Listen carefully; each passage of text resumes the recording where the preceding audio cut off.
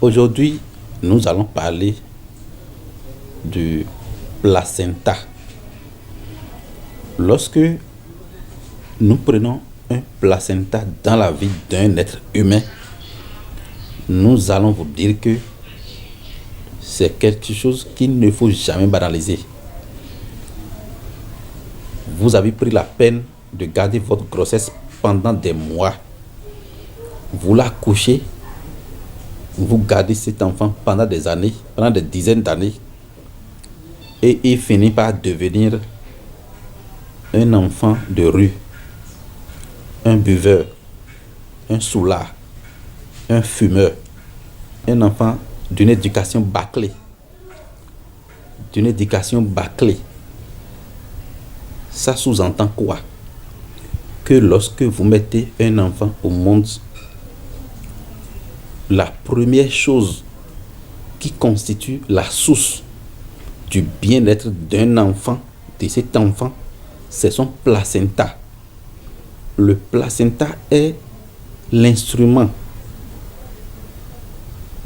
qui nourrit le fœtus, le bébé dans le ventre de sa maman, dans les entrailles de sa maman, jusqu'à sa naissance. Spirituellement, c'est quelque chose de très significatif. Lorsque vous mettez un enfant au monde, son placenta est enterré selon des rituels.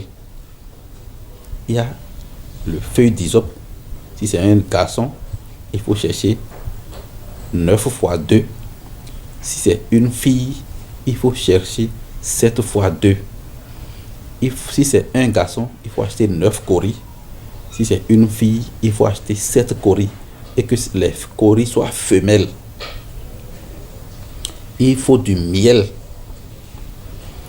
Vous mettez les feuilles, parce que j'ai dit 7 ou 9. Vous mettez les feuilles dans le trou, face contre ciel. On dépose le placenta là-dessus. Et la partie corde du placenta doit rester en haut. Lorsque vous renversez le placenta, ça veut dire que la femme là ne va plus jamais accoucher.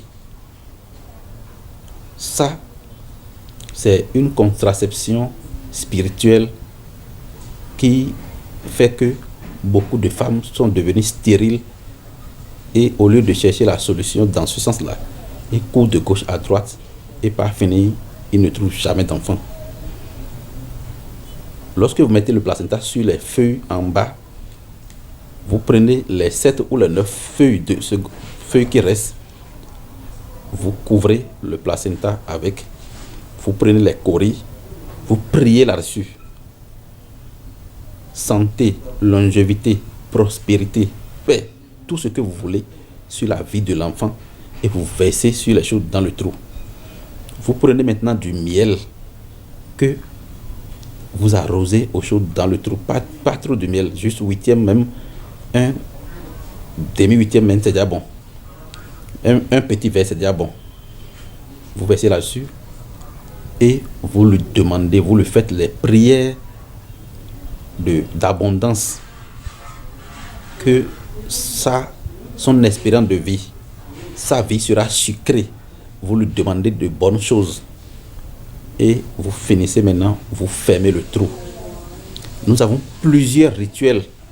Il y a d'autres rituels parce que lorsque vous voulez que l'enfant soit célèbre, que l'enfant soit roi, que l'enfant soit riche demain, que l'enfant soit...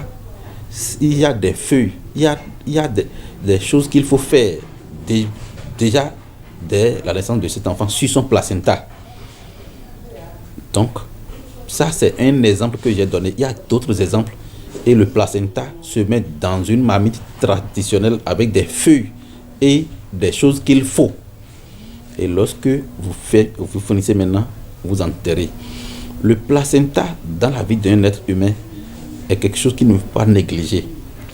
On prend le placenta d'un bébé, il y a des choses qu'on ajoute, on prépare ça en poudre, on calcine ça en poudre et on remet ça à quelqu'un, il l'utilise, il devient riche. Je ne dis pas d'aller prendre le placenta des gens et de calciner, parce que ça c'est tout un rituel. Vous voyez. Donc, lorsque toi, tu utilises le placenta d'un autre enfant et tu deviens riche, ça voudra dire que le, le destin de cet enfant est mitigé. Parce que c'est sa richesse, c'est son destin qu'on a pris et qu'on a donné à une autre personne comme ça. Donc, lorsque nous allons à l'extérieur, par exemple, les gens, après l'accouchement, ne réclament plus leur placenta, le placenta de leurs enfants. Et ils laissent ça pour les hôpitaux. Et ils en font ce qu'ils veulent. On ne jette pas le placenta dans un faux test septique. Dans une fausse test septique. On ne jette pas le placenta n'importe comment. On ne donne pas aux animaux. Lorsque vous donnez le placenta de votre enfant à un animal, à un cochon, ou bien vous jetez ça n'importe comment, ça veut dire que vous avez détruit l'enfant là. Et tôt ou tard, il sera n'importe quoi. Il sera un danger social. Il sera un fléau social pour sa communauté.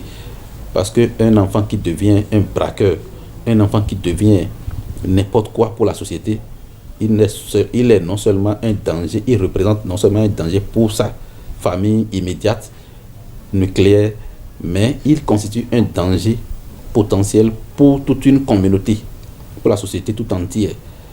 Donc, lorsque vous avez la chance de tomber sur cette émission, il faut prendre pour habitude désormais de ne plus jamais négliger le placenta de vos enfants. Le négliger, c'est détruire la vie de cet enfant.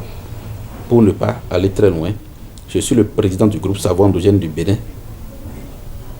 On m'appelle Da Afimadou. Soyez bénis.